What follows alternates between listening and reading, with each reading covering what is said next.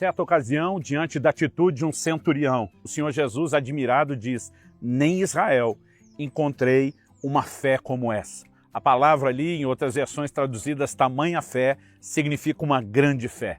Eu quero falar hoje com você a respeito do maior tipo de fé, aquele que produz admiração e satisfação no Senhor Jesus. Fique comigo e nos próximos minutos nós vamos entender melhor o assunto.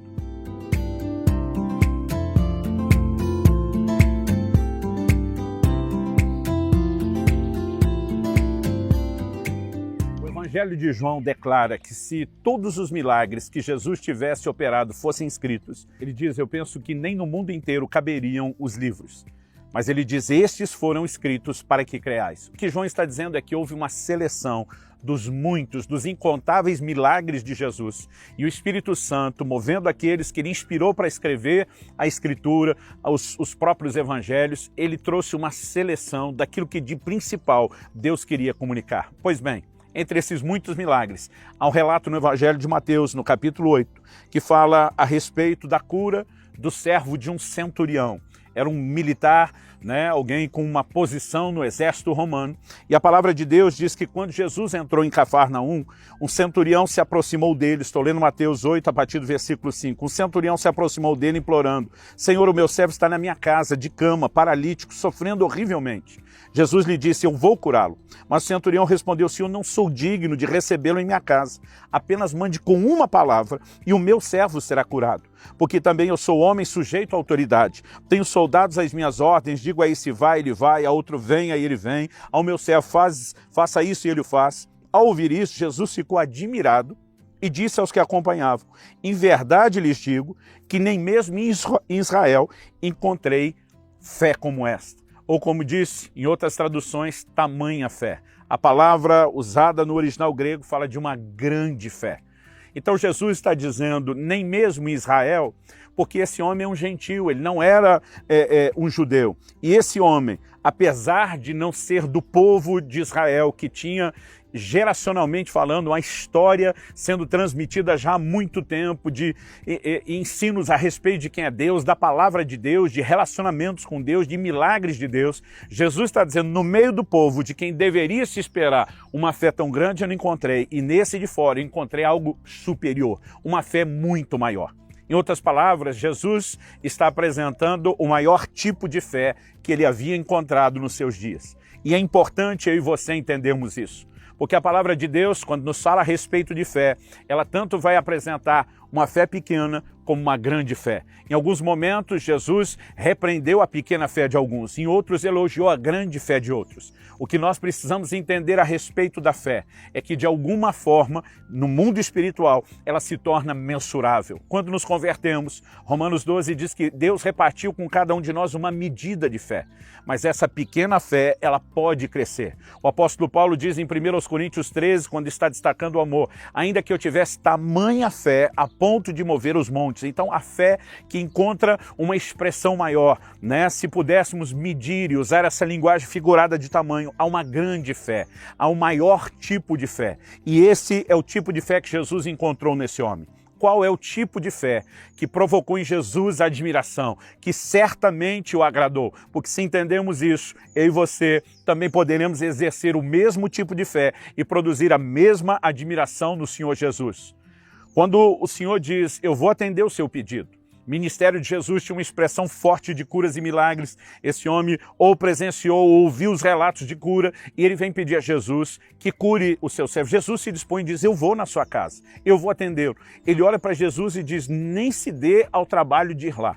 Ele diz, o senhor não precisa entrar lá, o senhor não precisa ir pôr a mão no meu servo, apenas diga uma palavra. Aquele homem diz, eu estou debaixo de autoridade e eu também tenho pessoas debaixo da minha autoridade. Quando eu recebo uma voz de comando de uma patente maior, é suficiente para que eu obedeça. Quando eu dou uma palavra de comando, aqueles que estão debaixo da minha autoridade têm que obedecer. Ele olha para Jesus e diz, eu reconheço a sua autoridade, portanto eu reconheço o poder da sua palavra. Diga uma palavra, o mundo espiritual vai se ajustar ao comando da sua voz.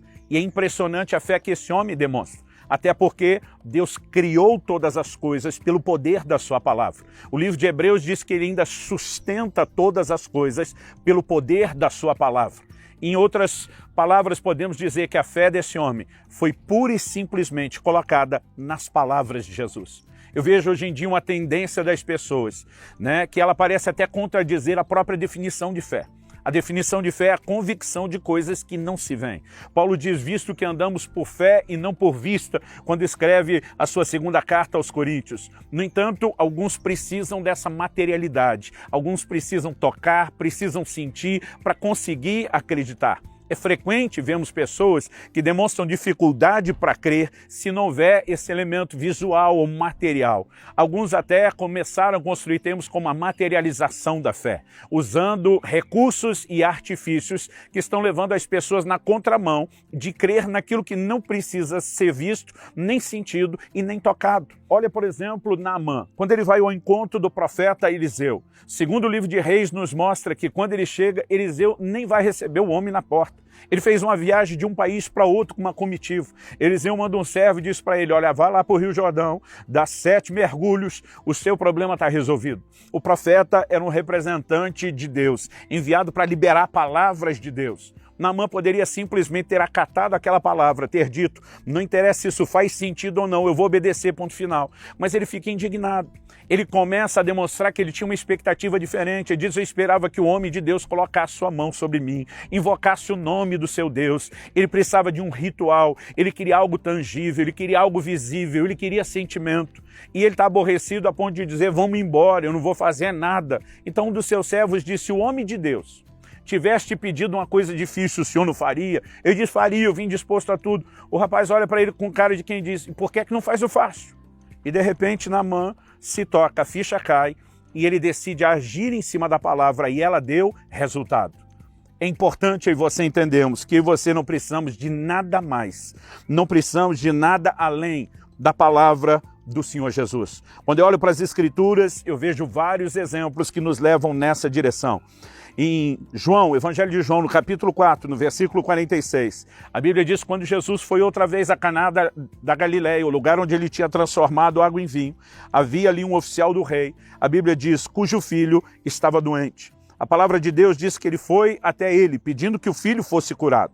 O próprio Jesus desabafa no versículo 48 de João 4, dizendo, se vocês não virem sinais e prodígios, de modo nenhum crerão. Ele está dizendo, alguns de vocês estão querendo visualizar, estão querendo algo tangível e palpável para crer depois. E como eu disse, isso é a contradição da fé, que crê naquilo que não precisa necessariamente ser visto ou tocado.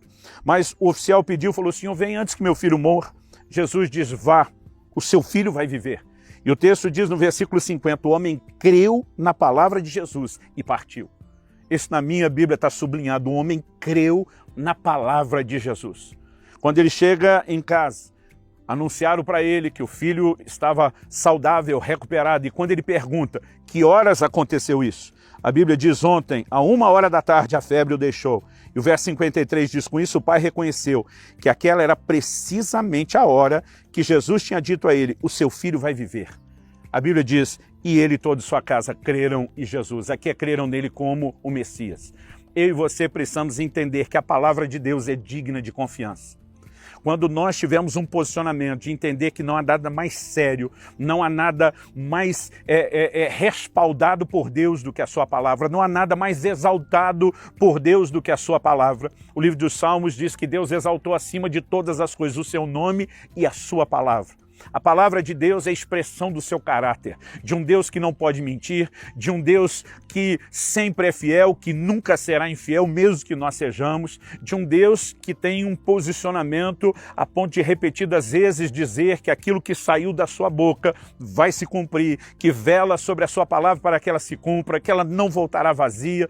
Quando entendemos o próprio Jesus dizendo, passarão os céus e a terra, mas a minha palavra não há de passar, nós começamos a ter a compreensão que ela é digna de confiança. O maior tipo de fé, aquele mais elevado nível da expressão da nossa fé, é quando olhamos para a palavra de Deus e dizemos, isso é tudo que nós precisamos. Eu não preciso ver, eu não preciso apalpar, eu vou me mover por aquilo que Deus diz. E quando nós começamos a nos mover nesse nível, não apenas veremos os resultados de uma fé que leva a sério a palavra de Deus e será honrada pelo próprio Deus, mas nós estamos testemunhando o caráter de Deus. Eu gosto de dizer que a fé se apoia no caráter de Deus, no fato de que ele está acima de qualquer suspeita. Por exemplo, a palavra de Deus diz em 1 de João, no capítulo 5, no versículo 10, que aquele que não dá crédito a Deus, aquele que não crê em Deus, faz de Deus um mentiroso. Se alguém olha para uma promessa e diz não creio, está dizendo, então Deus é mentiroso. Ele não sustenta o que ele diz. Ele não vai fazer aquilo que ele disse. Agora, quando eu e você reconhecemos o caráter de um Deus que não pode mentir e passamos a levar a sério a palavra de Deus, isso fará toda a diferença. Quando o Senhor Jesus vem andando sobre as águas e o apóstolo Pedro disse, és tu, Senhor, manda-me ter contigo. Jesus diz, vem. A Bíblia diz que Pedro saiu sem encontro. Nós gostamos de dizer que Pedro andou sobre as águas, mas a verdade é que Pedro andou sobre a palavra que o Senhor Jesus liberou.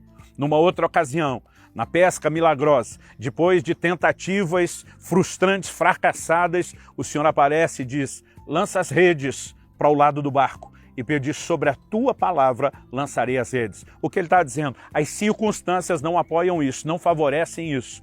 Mas porque o Senhor falou, eu vou me mover na sua palavra. O resultado, uma pesca milagrosa. Nós precisamos entender que a responsabilidade do crente de ler a Bíblia dia após dia não é apenas para conhecer a doutrina e o nosso código de crenças. É para que a gente possa, de fato, encher o nosso coração com a convicção daquilo que Deus tem dito. A própria palavra de Deus alimenta a nossa fé. E a fé que se apoia na palavra dizendo eu não preciso mais nada além disso. É o maior tipo de fé. É aquela que causa admiração no próprio Senhor Jesus. O livro de Hebreus diz, sem fé é impossível agradar a Deus. Você pode usar o contraponto, dizer, confesse e agrada a Deus. Mas com o maior tipo de fé, aquele que precisa só da sua palavra e mais nada, se agrada e muito a Deus. Que eu e você possamos decidir mergulhar na palavra, intensificar o nosso relacionamento com ela e viver esse mais alto nível de fé, o maior tipo de fé, aquela que o agrada.